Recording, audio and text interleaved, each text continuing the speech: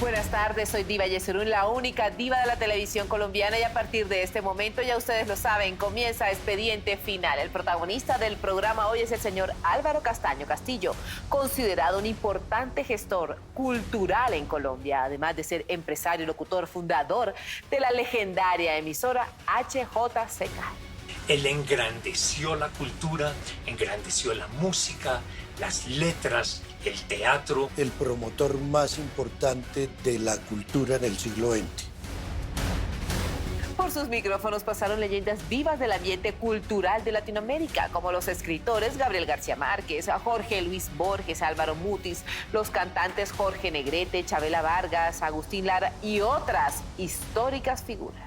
Siempre buscando a aquellas personas que tenían algo que decir sobre las artes plásticas, sobre la música, la literatura. Porque tenía una visión de dejar un archivo que las personas tarde o temprano o algún día quieren escuchar una voz. Que las nuevas generaciones tienen que mirar y empezar a hacer por su propia cuenta cosas similares. Mucho ojo a este dato. En el año 2014 donó a la nación más de 50.000 archivos sonoros con importantes entrevistas que hoy son consideradas joyas periodísticas. Es el hombre que lleva la cultura a una minoría cada vez más grande, que es la que oía y aún oye las grabaciones. Escuchar a Cortázar, a Sartre, a Neruda. Sin duda, su programa de televisión más importante fue Naturalia. Duró al aire 16 años consecutivos. Su temática principal era el cuidado del planeta y la naturaleza, presentado de manera magistral por el gran amor de su vida, doña Gloria Valencia de Castaño. Ella de negro con una pava muy grande y un pelo color miel, bellísimo. Fuera de ser marido y mujer, eran también cómplices. Pocos hogares se ven así, pero él hasta el último momento estuvo con doña Gloria. Tuvo una vida llena de luchas y grandes retos. Fue un hombre muy exitoso, considerado un importante gestor cultural, presidente del equipo Independiente Santa Fe y además ganador de un premio Onda. Vivió, hizo lo que quiso hasta que se cansó y falleció. Aquí conoceremos cómo fueron sus últimos días de vida, porque definitivamente no todo lo investigado ha sido revelado. Bienvenidos. A mí me impresionó mucho en la iglesia los gritos de dolor de Álvaro.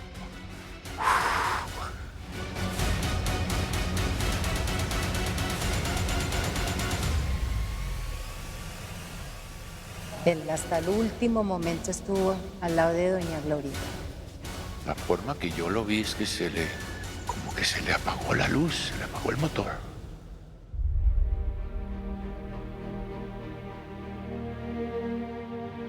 Él nació en Bogotá, en la calle 22, que fue la casa de sus padres, el general Joaquín Castaño, y Ana, mi abuela, Ana Castillo.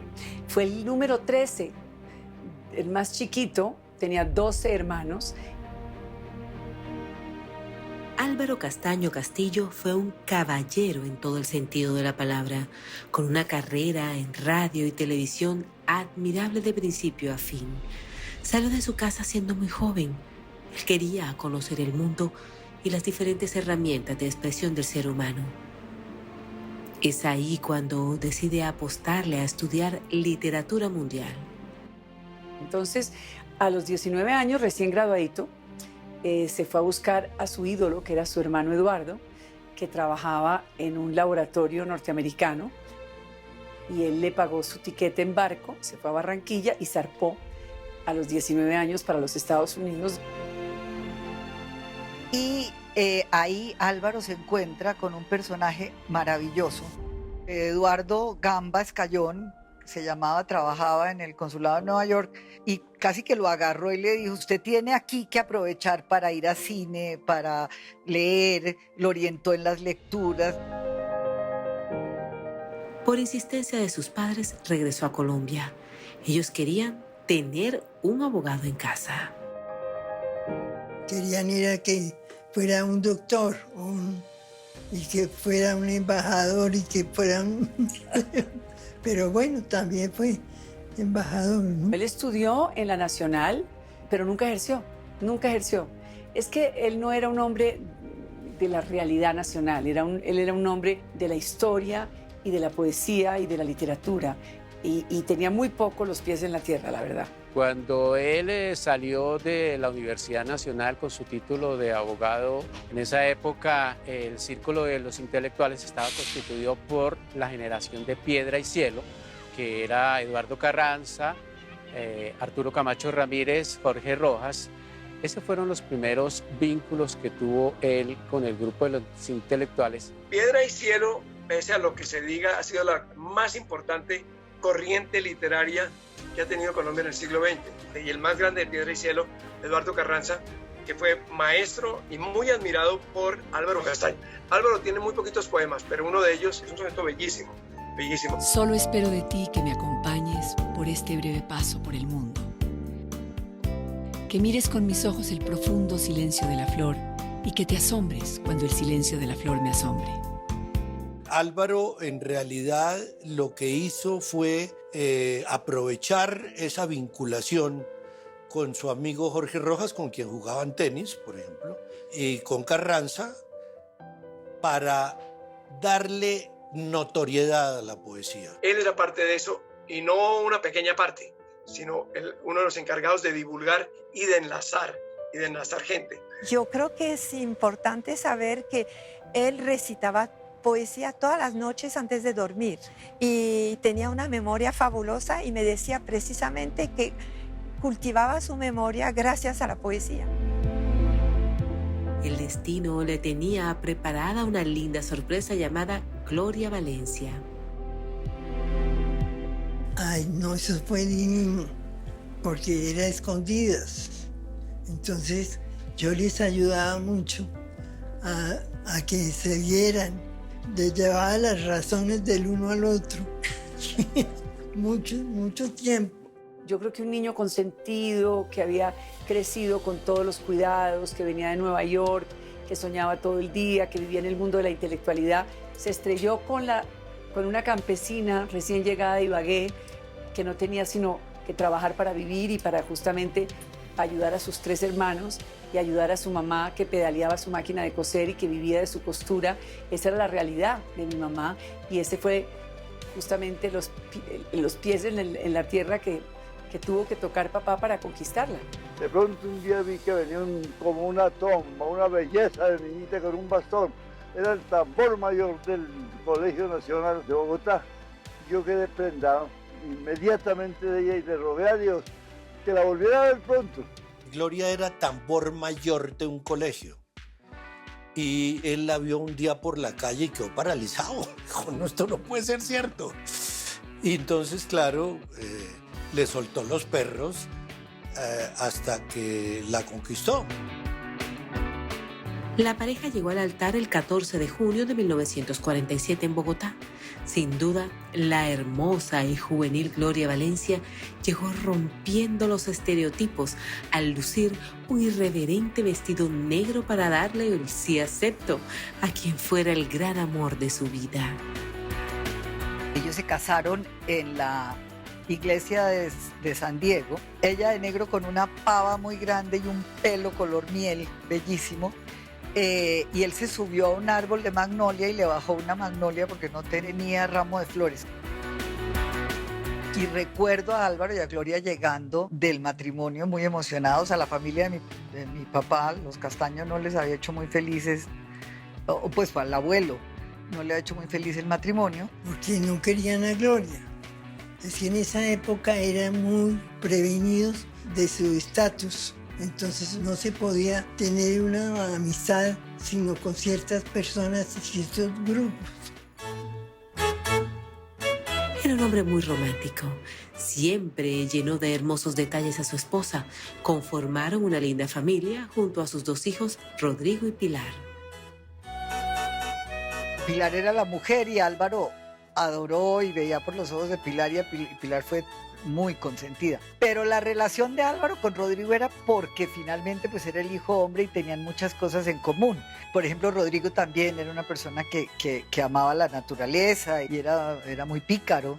Álvaro era discretamente pícaro, digamos.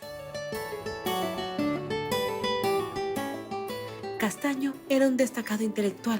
Formó parte del grupo de los amantes de la literatura, la poesía, la música clásica y las manifestaciones culturales. Porque el papá siempre ha sido medieval y renacentista. Para él la poesía eran las cortes de amor de Leonor de Aquitania.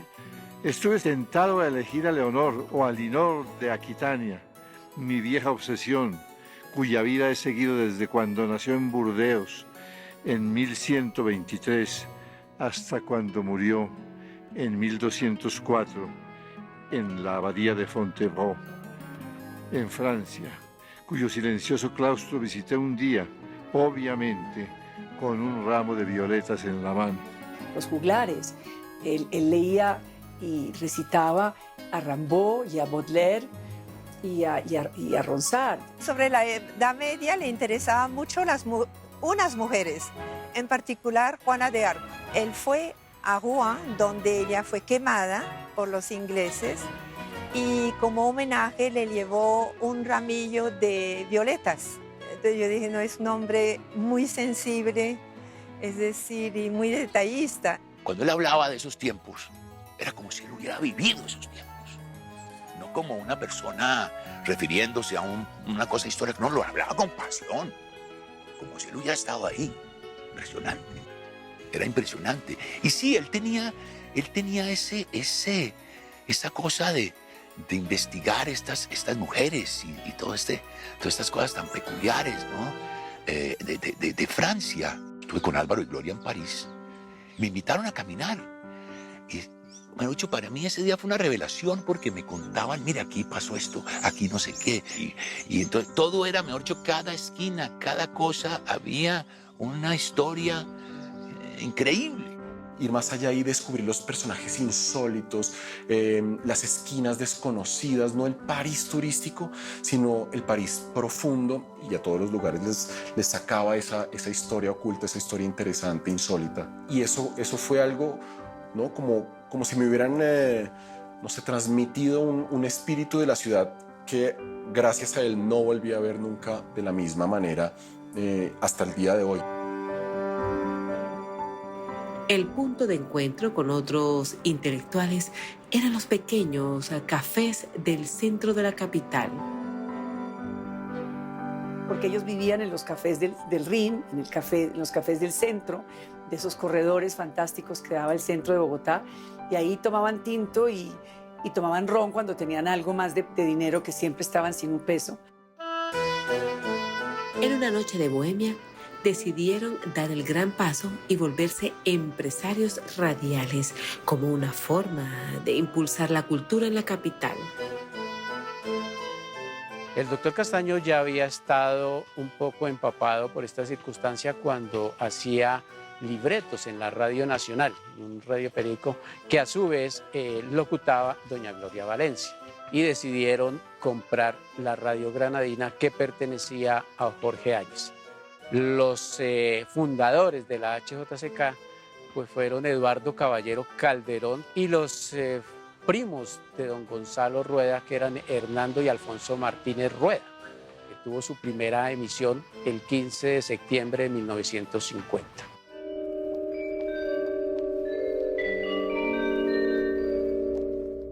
Estas son las estaciones de onda larga HJCK, Radiodifusora El Mundo en Bogotá, 1290 kilociclos. Licencia provisional del Ministerio de Correos y Telégrafos. Yo dije que en realidad, antes de que existiera el Ministerio de Cultura, pues la HJCK era el Ministerio de Cultura.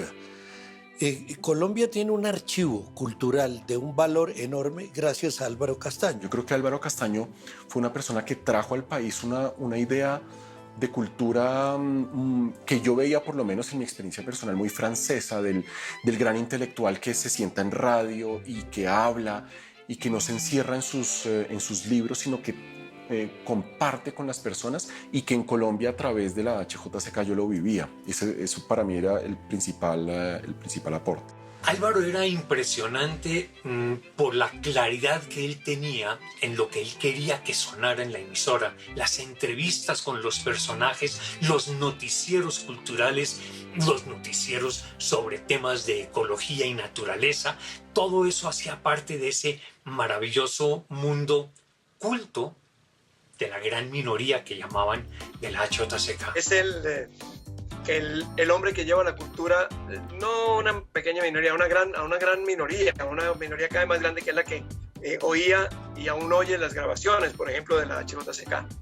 Él hace una tarea titánica con la ayuda de Gloria, que es sostener una emisora dedicada a la cultura. Yo diría que el aporte más grande que le deja Álvaro Castaño y los fundadores de la HJCK fue el haber levantado en sí el nivel cultural de la radio en Colombia. Deja un sello como que la cultura es importante, el arte es importante para la vida.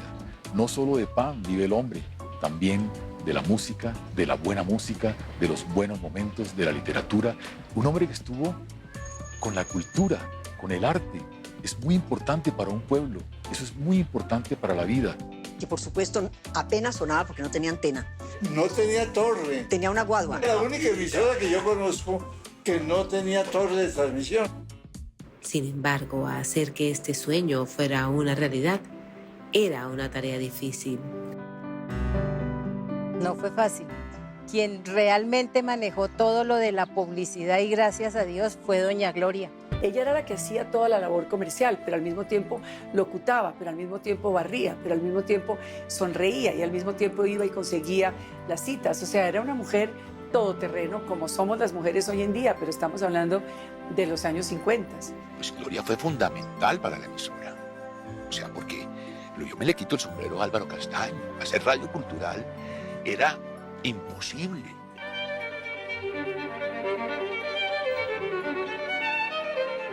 Emisora HJCK, El Mundo en Bogotá, desde 1950, una emisora para la inmensa minoría.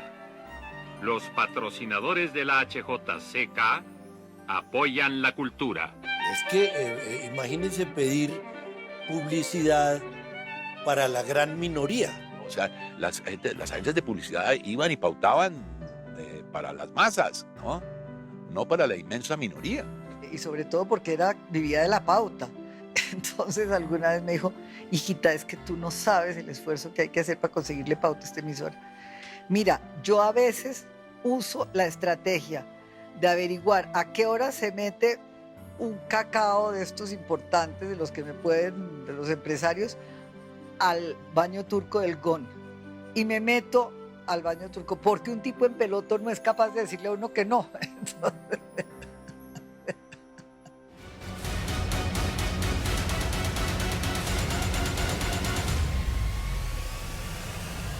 la muerte de Rodrigo fue tal vez el golpe más terrible que recibió Álvaro. Yo vi sufrir a Álvaro como no vi sufrir a nadie en la vida cuando murió su hijo.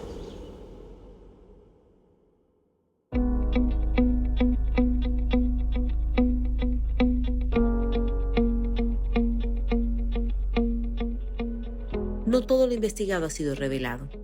Hoy Colombia está conociendo al padre de la emisora HJCK, Álvaro Castaño Castillo, quien vivía para cazar las voces de los protagonistas de la actualidad en ese momento en Colombia y el mundo.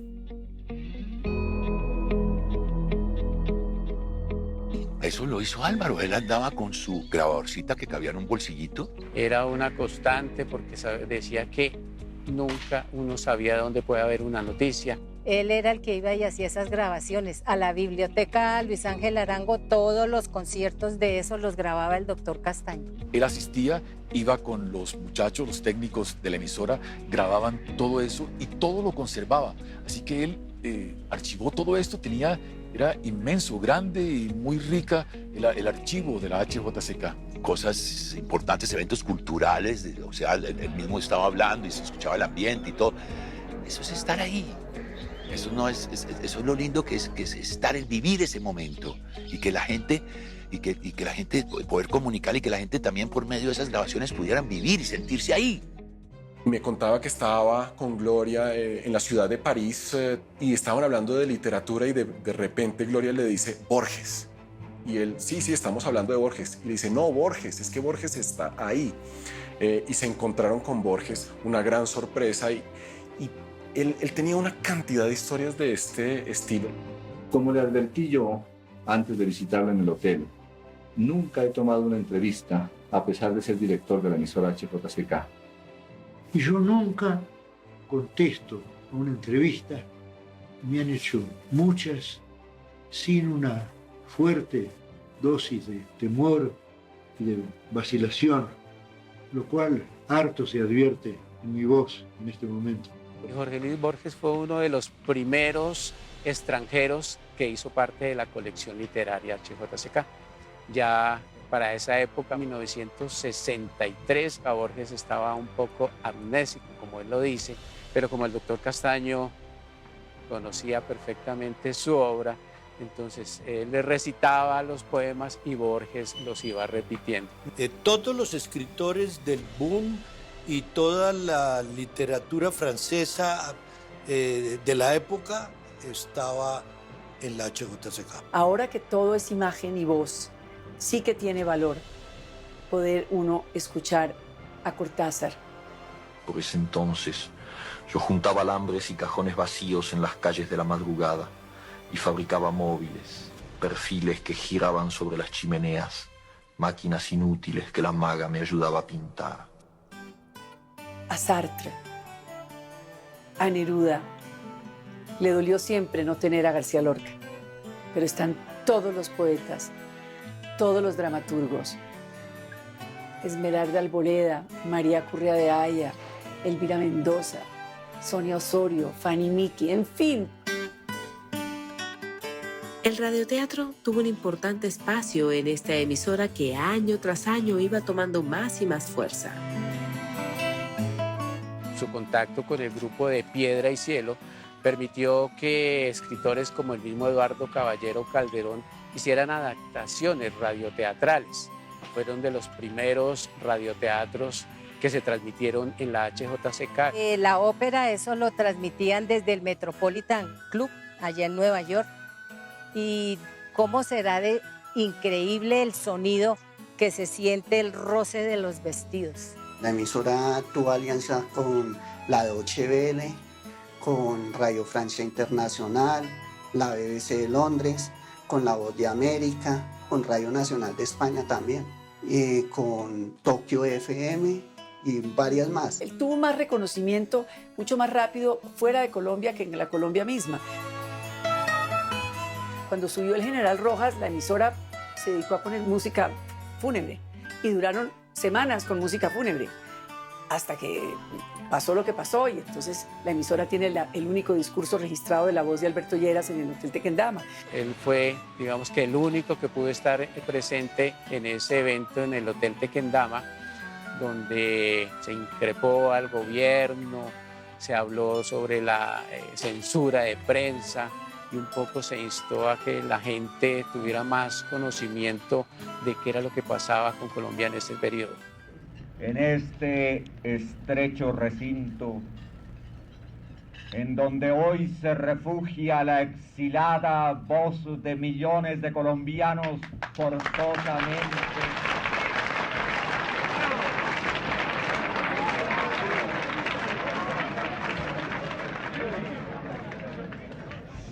en donde hoy se refugia la exilada voz de millones de colombianos forzosamente silenciosos, no ha habido, y me temo que no volverá a haber un suceso semejante. Su ideología era clara y su adhesión al liberalismo era clarísima, y además gran parte de los discursos de Alberto Lleras hacen parte del archivo de la HJCK.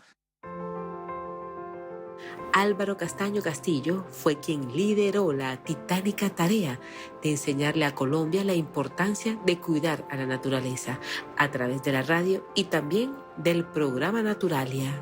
Cuando el programa Naturalia estaba, digamos que en su auge, pues obviamente una de las personalidades de la época era el comandante Cousteau y logró que él viniera a Colombia. El comandante quedó muy impresionado porque la gente al final de su intervención lo sacó en hombros, como dijo, como sacan a los toreros por allá en España. En realidad, ese es el primer programa que le hace conciencia a los colombianos de la importancia del medio ambiente, cuando nadie hablaba de eso. Álvaro era no solo un amante de la naturaleza, sino un defensor de los animales, que eso hay muy pocos en este país. Tenía un jardín precioso y me habló de los colibris. Entonces él tenía una fuente y me decía que le encantaba traer los colibris así. Y él sí le gustaban mucho las rosas. A él le fascinaba mucho el bugambil ese morado, encendido, y las matas.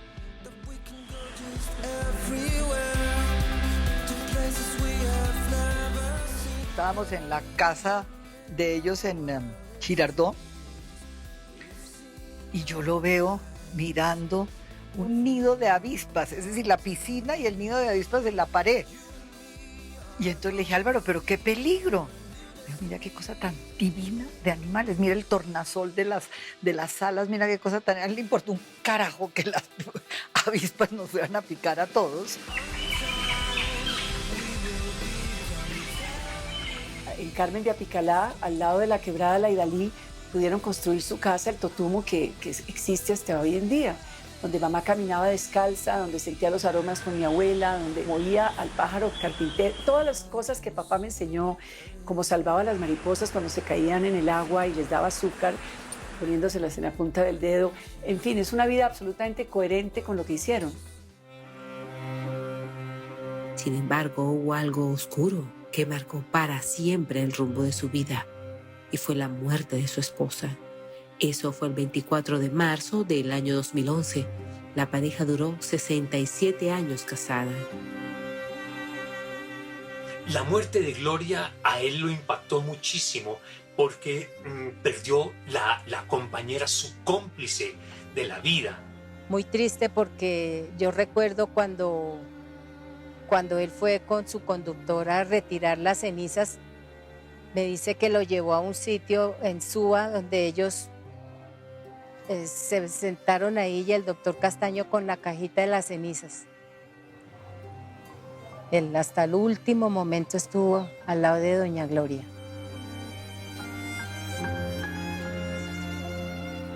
La forma que yo lo vi es que como que se le apagó la luz, se le apagó el motor. Se cayó. Álvaro nunca se callaba, ¿entiendes? O sea, él siempre hablaba y tenía algo que aportar y algo que comentar, y las palabras de Álvaro eran muy sabias siempre, y pronto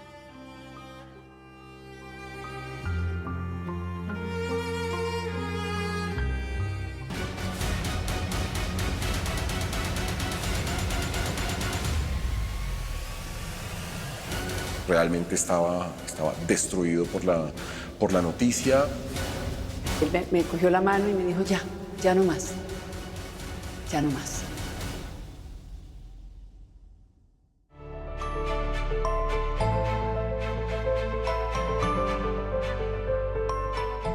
Hoy Colombia está conociendo la cronología de los últimos días de vida del maestro Álvaro Castaño Castillo, quien también fue un gran deportista.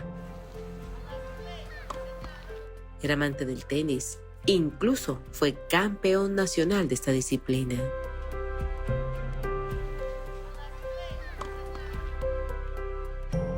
Y toda la vida amó el tenis y parece que el tenis le abrió muchas amistades.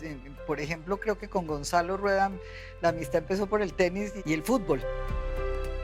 Fue presidente del Independiente Santa Fe. El fútbol era una de sus pasiones.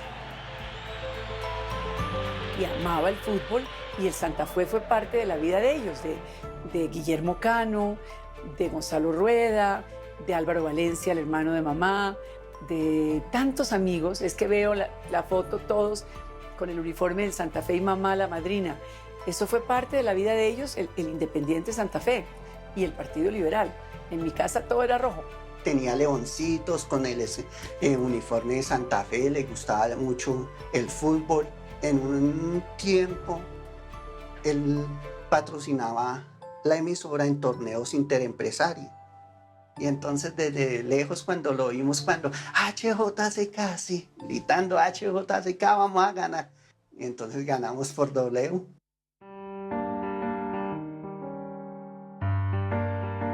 Era un hombre muy elegante a la hora de vestir. Incluso varias veces lideró la lista de los hombres mejor vestidos de Colombia. Ah, no, Álvaro era una maravilla, el mejor vestido de Bogotá. Es el personaje que los bogotanos mostraríamos como un típico cachaco, que es un tipo educado, inteligente, mamagallista, simpático, culto. Él además era muy bien plantado y lo sabía. Y uno lo veía siempre pilísimo, con su pañuelito, con su fanda, con su saco, siempre impecable, elegante, era impresionante. Era una persona que siempre se vestía a la última moda parisina y llamaba la atención en la calle, que sentía que era un dandy o el último de los dandy. Obvio, pero yo diría que un dandy más, mucho más.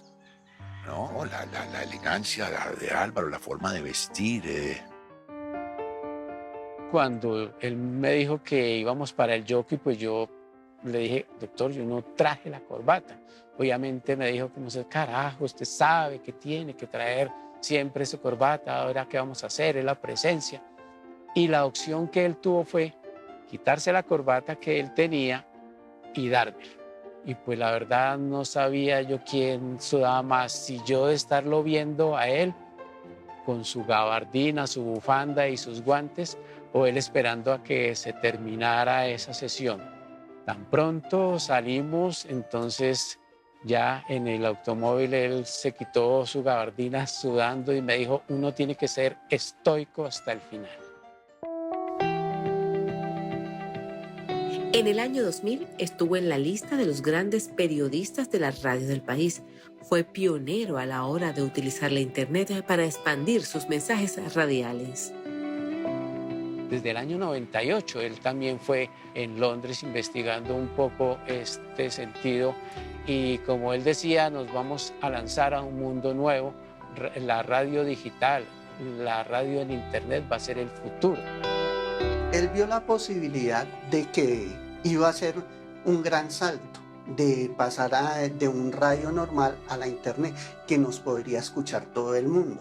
Quiero repartir esa satisfacción con mi familia HJCK, que está compuesta primero que todo por mis amigos que me acompañan todos los días en esa faena, y también por los oyentes que nos oyen también todos los días, eso espero. Siempre la lucha por mantener viva la emisora, por mantener viva esta idea de llegarle a la gente, y lo logró cambiando la emisora del dial al internet, que fue un cambio para él aterrador porque le tomó digerirlo mucho tiempo. A él le dio duro el hecho de que tuvieran que pasarse a internet antes de que el internet fuera como es hoy, pero lo compensaba cuando se le demostró que realmente la audiencia sí iba a ser muy alta. Entonces se apagó la HJCK, que fue muy triste. A ese desprendimiento se sumó otra indescriptible tristeza, la repentina partida de su hijo Rodrigo. ¿Le dio un infarto a don Rodrigo?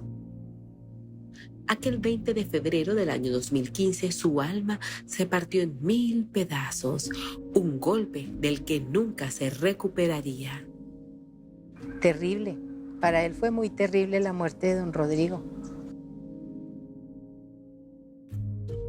Yo vi sufrir a Álvaro como no vi sufrir a nadie en la vida. Cuando murió su hijo, Rodrigo. A mí me impresionó mucho en la iglesia los gritos de dolor de Álvaro.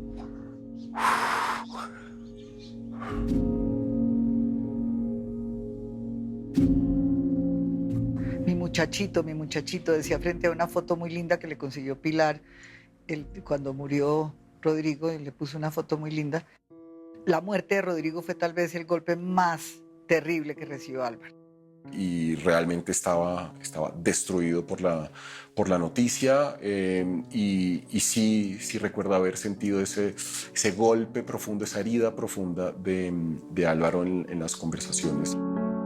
Papá murió en el 2016 y estuvo 5 años sin ella y 1 año sin mi hermano, y fue demasiado duro. Entonces se fue mermando. Sí, ya yo creo que de ahí él ya no se levantó. En el año 2010, su salud empezó a tener un evidente desgaste.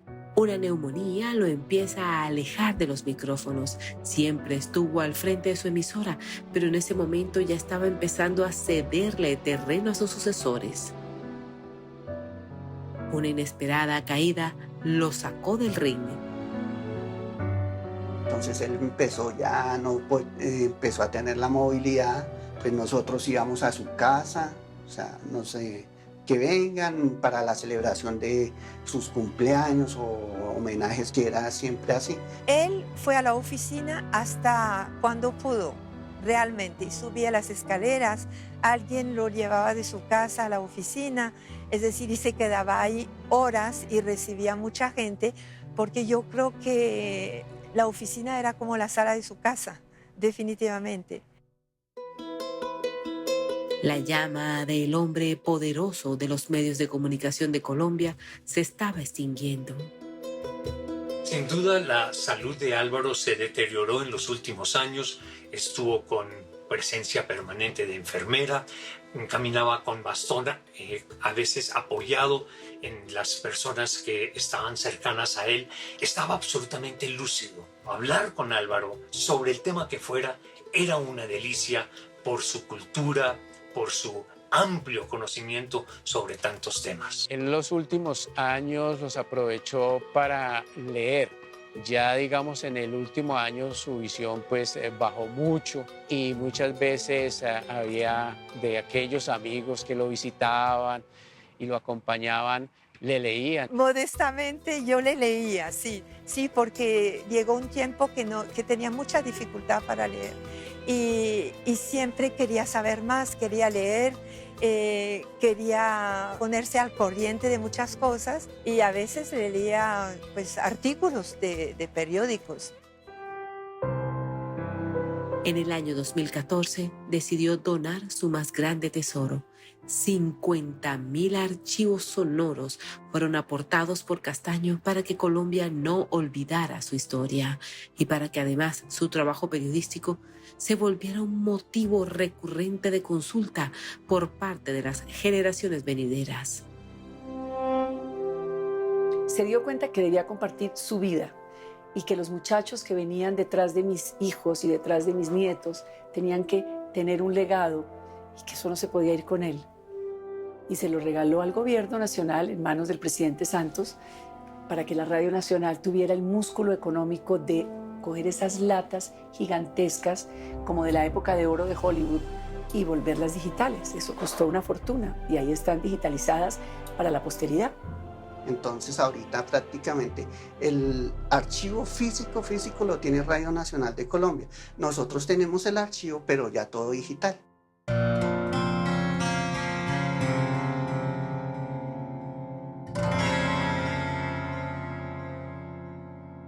El 9 de agosto de 2016 se apagó el botón de encendido de los micrófonos para Álvaro Castaño. Ese martes, Lucila, que era su empleada de muchos años, yo le dije, ay, voy a subir a saludar a mi doctor. Y subí y sabe que desde de la parte donde yo lo vi, le dije, doctorcito. Y me hizo así, y cuando me acerqué a él, le dijo a Lucila, ¿quién es ella? Y esa noche, pues, él falleció.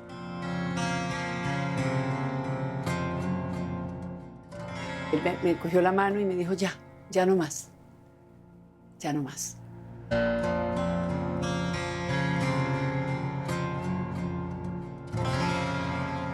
Murió vio rodeado de sus nietos, de mí, a su lado, como siempre estuve, a su lado, ¿no? Se le paró el corazón, dejó de respirar. En Bogotá, en su cuarto, mirando su jardín. 96 años estuvo Álvaro Castaño en este plano terrenal. Las grandes personalidades acudieron al último adiós de este locutor, escritor, poeta y empresario que dio su vida por hacer de Colombia un país más culto y más consciente del cuidado de la naturaleza. A mí me parecía que Álvaro era mi héroe. Mi amor, tanto por los animales como por la naturaleza, viene de Álvaro. Yo creo que no solamente me influenció a mí, influenció al país.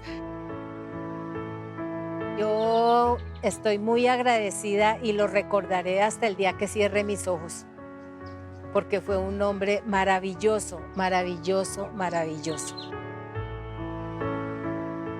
Una de las grandes enseñanzas que él me dejó, dedicarse con pasión con lo que uno se compromete. Él antes de fallecer me regaló el recordatorio. Lo más importante para él era la palabra y cumplir. Yo creo que ha sido mi gran mentor en toda mi carrera, pero también sentí que el país había perdido algo muy profundo y es esa manera de contar una cultura, de transmitirla. Nunca se metió por otro lado, sino mostrar que debemos ser cultos, debemos educarnos, son las cosas que le quedan y forman al hombre. Yo sigo con el recuerdo de él y muchas veces cuando veo el nombre de un escritor o un poema, así, yo me acuerdo automáticamente, sí. Yo creo que él engrandeció la cultura, engrandeció la música, las letras, el teatro, hizo todo en su vida posible porque la cultura tuviera respeto y tuviera apoyo. Álvaro deja la necesidad de convertir a la cultura en el arma que le puede dar a los colombianos una salida a este enfrentamiento que nos tiene locos. Se fue uno de los grandes hombres de este país. Que para mí es el más grande personalmente. Porque como dice el poeta Joaquín Sabines, los amorosos callan.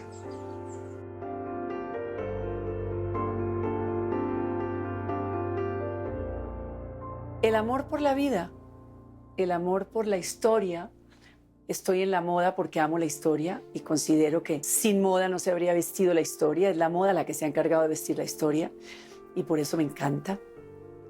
Y yo creo que su romanticismo también lo heredé, su naivete, o sea, su ingenuidad. Yo siempre he creído que una de las características de la verdadera amistad es que se fortalece con el tiempo. El paso de los años la acendra, la hace más honda, más viva. Tras 55 años de estar al aire, su legendaria emisora HJCK sigue vigente. Ahora forma parte del conglomerado de medios de comunicación del Grupo Empresarial Santo Domingo. Su difusión es por internet y tiene cobertura mundial. Nos vemos dentro de 8 días con otra historia de impacto. Que tengan una feliz semana.